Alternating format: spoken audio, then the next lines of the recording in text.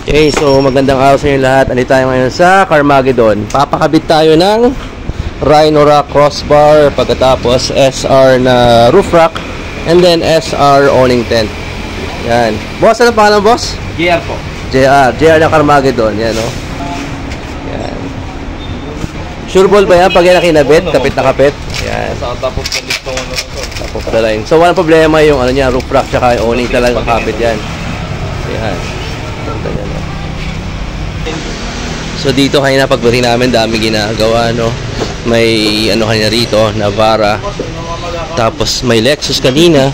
Itong isa naman Toyota, ano ba to? LC. Tapos may F-150 ron, no. Ganda. Yun. Okay. So sa ngayon ang ginagawa nila, boss, kakabit nila yung gutterless na crossbar, no. So ito yung sinadya sila sa akin kanina kasi may dala akong crossbar. Ito yung dati nakakabit sa kanya, kaso dumadaplis and hindi lang sila suggest na ilagay ito kasi ito raw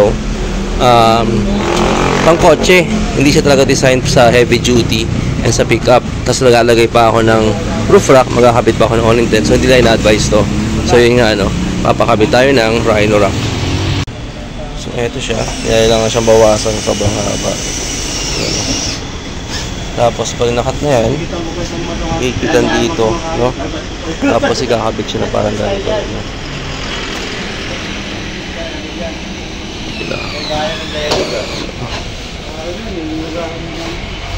Yan, clamp siya dito. May clamp siya dito.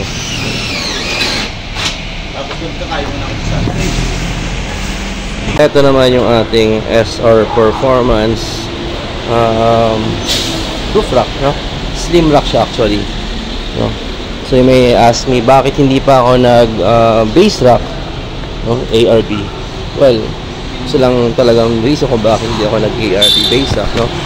It's because of the budget, and I've heard great reviews din naman dito sa SR Performance, kaya di kinuha ko.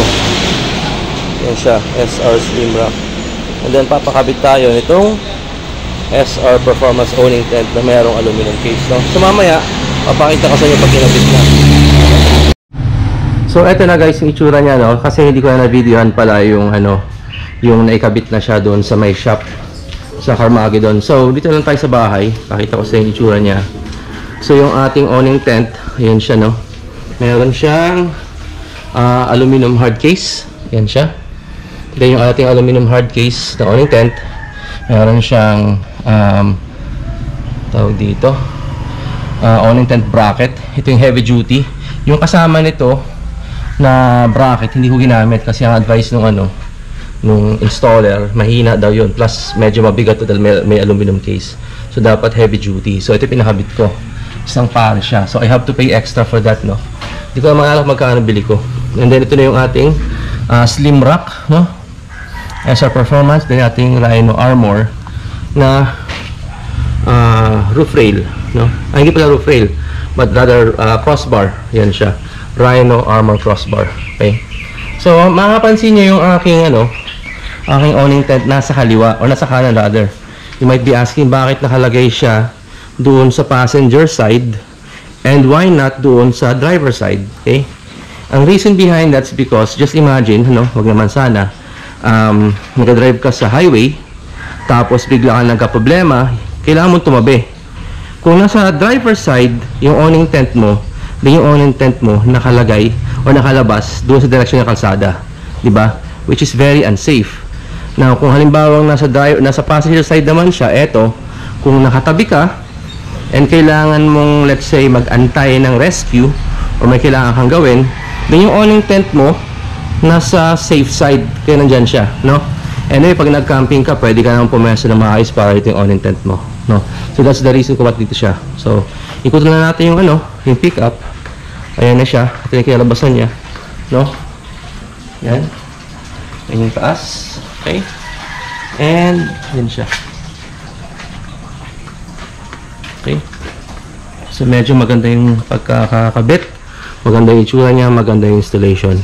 And hindi ako nagsisi na kinuha ko tong Rhino Armor kasi mas naging maporma siya. Kasi kung ginamit ko yung Shopee na na crossbar, may nakalabas siya konti dito, medyo pangit tingnan. Unlike yan, saktong-sakto dun sa ating slim rack, no? So doon, pakita ko sa inyo yung itsura na niya nung nagamit na namin doon sa Daang Kalikasan at saka doon sa may Bolinao. Okay?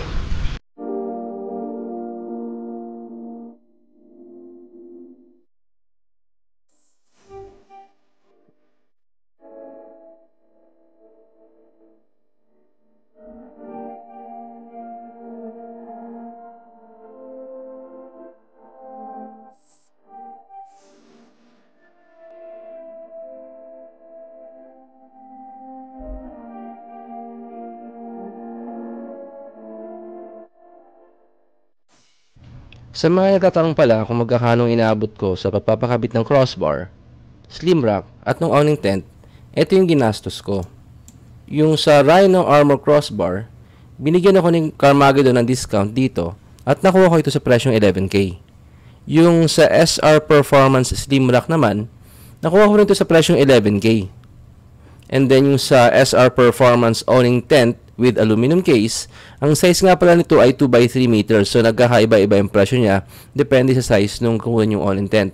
Ito, nakuha ko ito sa presyo ng 13K. So kung pag-usumahin mo siya, ang total ay 35K. Yung para naman dun sa heavy duty awning tent bracket, hindi ko matandaan kung 1.5 or 1.750. Basta around that range lang yung presyo niya, no? Tanong nyo lang. Anyway, free installation naman lahat ng mga yan, kaya murang-mura pa rin at sulit compared kung bibili ka sa Lazada or Shopee. Tapos ipapaship mo pa, ikaw pa yung mag-i-install, so malaki yung chance na magkakamali ka or hindi pa sakto yung bibili mo. Kung magpapakabit ka din kay Carmageddon, better na i-message nyo muna sila sa kanilang Facebook page para masigurong may stock kung pupuntahan mo sila at magpapakabit ka. So paano yan? Hanggang dito na lang, at kung nakaabot ka sa dulo ng video na to, maraming salamat sa suporta at magkita tayo ulit sa susunod na video.